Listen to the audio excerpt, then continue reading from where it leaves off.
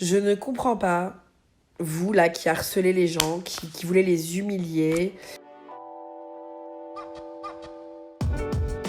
Alors en fait, j'ai accepté de répondre à quelques questions sur le harcèlement de rue et la grossophobie. Parce qu'il y a cette idée reçue que les femmes grosses ne subissent pas le harcèlement dans la rue. Et du coup, c'est faux évidemment. Nous le subissons et on le subit même de deux façons parce qu'il y a la misogynie et la grossophobie qui rentrent en compte. Du coup, en fait, se faire harceler dans la rue, ça arrive même quand on ne correspond pas aux critères de beauté de la société. Parce que c'est pas une histoire de séduction, de drague, c'est juste une histoire de prise de contrôle. Le gars veut te montrer qu'il peut t'emmerder pendant que tu fais les courses et que c'est lui le dominant. Du coup, il s'en fout que tu correspondes aux critères de beauté ou pas.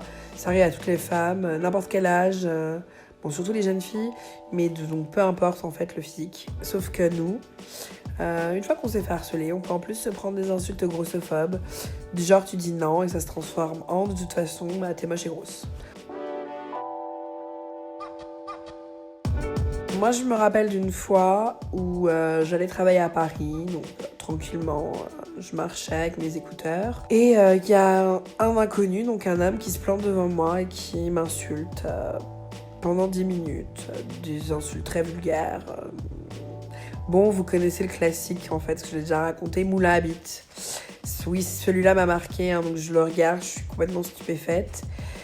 Et il m'explique qu'il peut avoir des nanas comme moi, qu'il peut en avoir 300 par semaine dans son lit. Et que je mérite ces insultes en fait. Et puis donc après, effectivement, ça s'est terminé en remarques grossophobes sur la taille de mon séant. Voilà, donc c'était pas très plaisant. Et malheureusement, c'était ni le premier ni le dernier. Mais lui, il était particulièrement con et virulent. Ça s'arrête pas dans la rue, hein. Si seulement. Déjà, si on pouvait tout éradiquer, ce serait cool. Mais déjà, si on pouvait rentrer chez nous et être tranquille, non. Parce qu'après, les réseaux sociaux prennent le relais. Je ne comprends pas, vous là qui harcelez les gens, qui voulez les humilier. Toute cette haine, je ne saisis pas. Et effectivement, en tant que femme grosse, par exemple sur Twitter, je me prends parfois des vagues de harcèlement. Juste parce que j'ai posté une photo, parce que j'ai participé par exemple au hashtag plus de 70 kilos et sereine. Ou parce que j'ai osé dire que le mannequin grande taille Tess Holliday était sublime. Alors oui, elle est sublime, et non, tu n'y peux rien.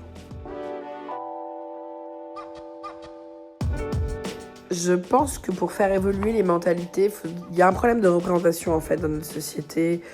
On nous montre des femmes grosses ou des personnes grosses en général que dans des situations malaisantes, angoissantes, négatives, une catastrophe. Et donc forcément, il y a toujours quelque chose de très négatif qui est associé